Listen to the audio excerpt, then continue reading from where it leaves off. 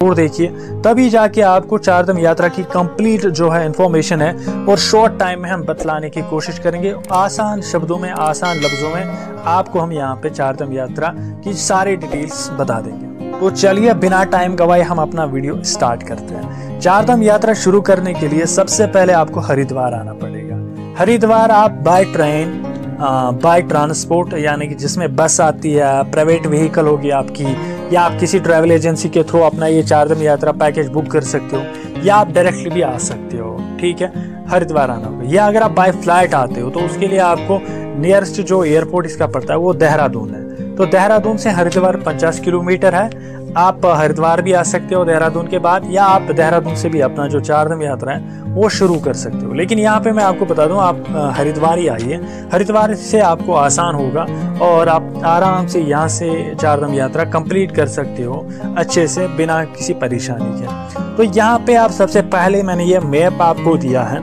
इस मैप को आप देखिए। इस मैप के जरिए हमें पता चलेगा कि हम चारधाम यात्रा कैसे शुरू कर सकते हो, कहाँ से शुरू कर सकते हैं। सबसे पहले इस मैप में आता है यहाँ नीचे हरिद्वार। तो हरिद्वार आपको पहुंचना है। हरिद्वार से बाद यहाँ पे हम पहुंच जाएंगे यमुनोत्री। ठीक है, यमुनोत्री दर्शन करने के लिए। यमुनोत्री में हमने दर्शन किया, उसके बाद अब जाएंगे यहाँ पे गंगोत्री। ठीक है, और गंगोत्री में दर्शन करने के बाद अब जाएंगे केदारनाथ। ठीक है, केदारनाथ करने के बाद अब यहाँ पे आ जाएगा बद्रीनाथ, जो हमारा लास्ट पॉइंट है।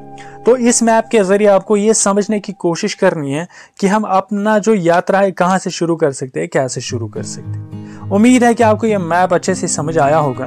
तो चलिए अब हम इस वीडियो को स्टार्ट करते हैं और आपको 1 बाय 1 करके चारों धामों का कंप्लीट विस्तार से आपको यहाँ पे जानकारी देंगे। सबसे पहले आप यहाँ पे हरिद्वार आए।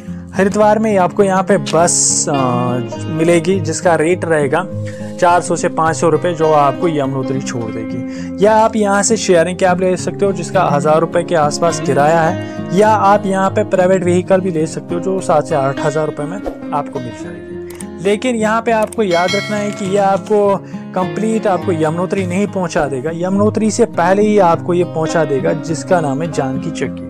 तो जानकी चक्की में ये आपको पहुंचा देगा गाड़ी, कोई भी गाड़ी हो, जिस गाड़ी में भी आप आए हो, जो आपको अच्छे लगी हो। तो यहाँ पे आपको अब नाइट स्टे करना है। नाइट स्टे करने के लिए आपको यहाँ पे होटल्स भी है, मिल जाएंगे, आपको धर्मशालाएं भी मिल जाएंगी जिसका रेट 400 से 500 रुपये पर नाइट रहेगा। और अगर हम यहाँ पे खाने की बात करें, खाने की जो थाली है वो आपको 150 से 200 रुपये में थाली मिल जाएगी, जिसमें आप आराम से पेट भर खाना खा सकते हो। अगले दिन आप यहाँ पे ब्रेकफास्ट कीजिए। ब्रेकफास्ट का 100 से 150 रुपये का खर्चा यहाँ पे है। उसके बाद ब्रेकफास्ट करने के बाद आप फ्रेश हो जाएंगे और यहाँ अब आप निकलेंगे दर्शन करने के लिए स्टार्टिंग में। तो उसके लिए आपको यहाँ 5 किलोमीटर पैदल जाना पड़ेगा दर्शन के लिए, या आप यहाँ पे घोड़े, खच्चर, पालकी वगैरह ले सकते। घोड़े की अगर हम बात करेंगे तो घोड़ा आपको 1000 से 1200 रुपये लेगा आने जाने का।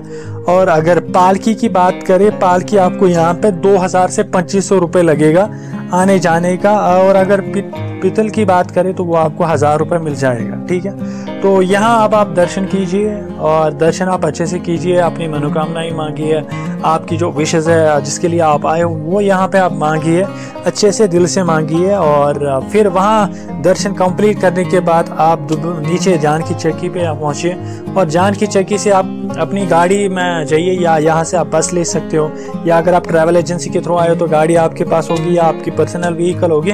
तो यहाँ से अब हमें जाना है गंगोत्री। तो गंगोत्री का जो डिस्टेंस है वो ऑलमोस्ट 220 किलोमीटर है। ठीक है, 220 किलोमीटर लगता है। यहाँ से अगर आप बस लेते हो तो उसका 400 से 500 रुपये किराया है, और अगर आप शेयरिंग गाड़ी लेते हो तो ऑलमोस्ट 1000 से 1500 के बीच उसका किराया है। या अगर आप यहाँ पे प्राइवेट कैब यहाँ से भी ले सकते हो, 8000 से 10000 रुपये किराया लगता है। और यह आपको डायरेक्टली ये मंदिर तक छोड़ देगी, और यहाँ आपको कोई भी गाड़ी वाड़ी या होटल ये घोड़े खच्चर वगैरह लेने की ज़रूरत नहीं है।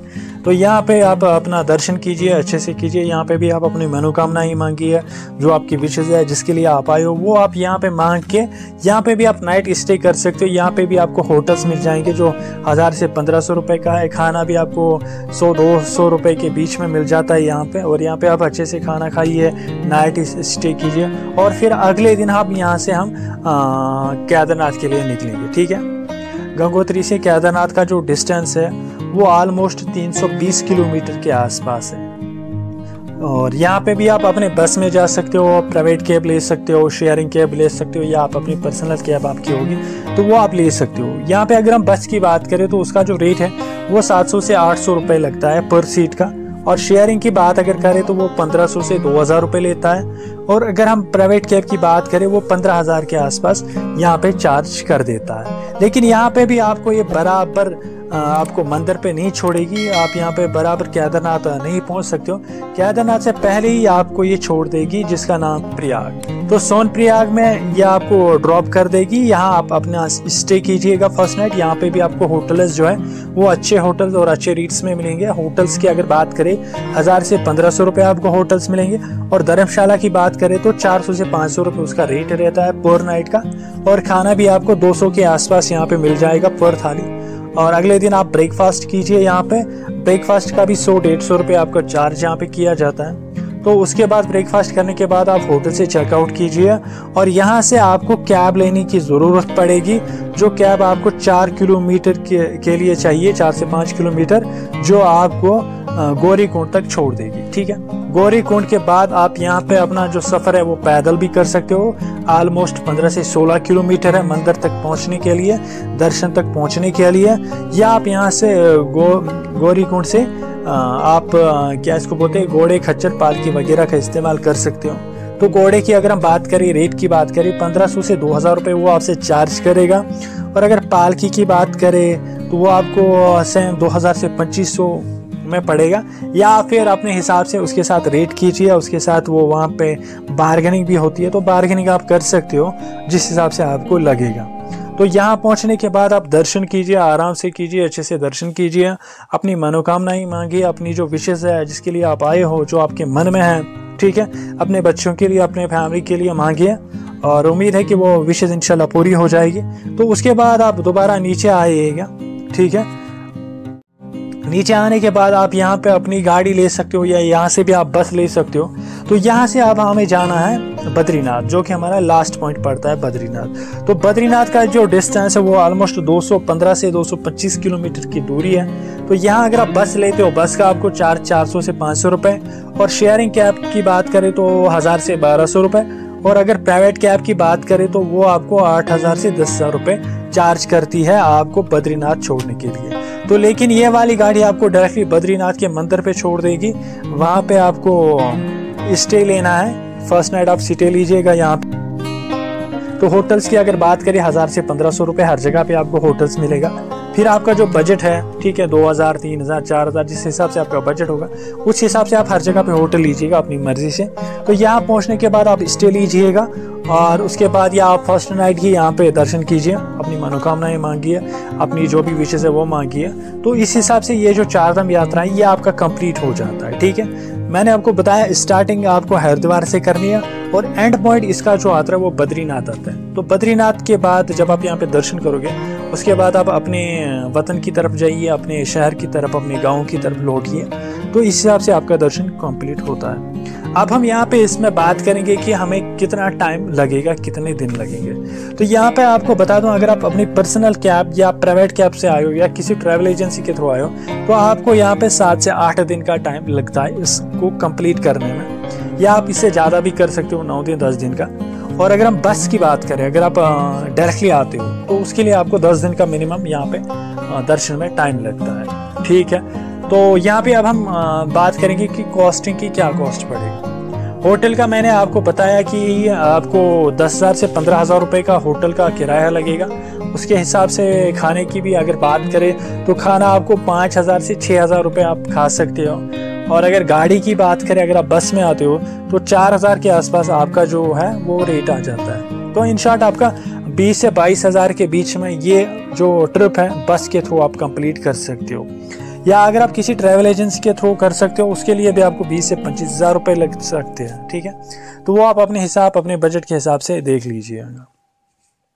तो उम्मीद है कि आपको ये जो सारी जानकारी हमने आप तक पहुंचाई आपको पसंद आई होगी और आपने इसको एंजॉय भी किया होगा।